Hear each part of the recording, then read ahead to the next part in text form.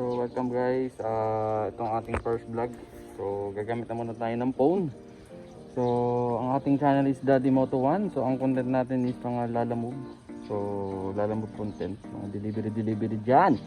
So ang ating YouTube channel Daddy Moto 1. So habang wala pa tayong GoPro is ito na muna gagamitin natin ng phone natin. So the time is 10, I think 10 AM. So try natin kumuha ng booking dito sa Bulacan.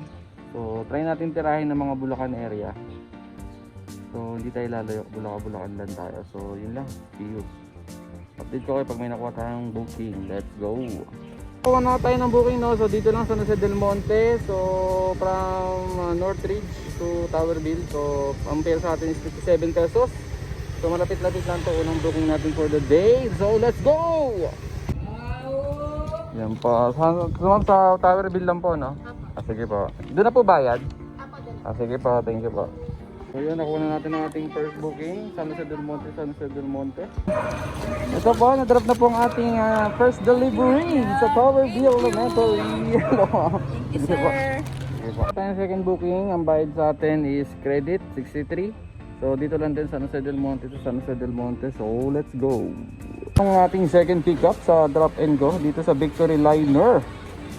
So yun, nandito tayo ngayon. So yan.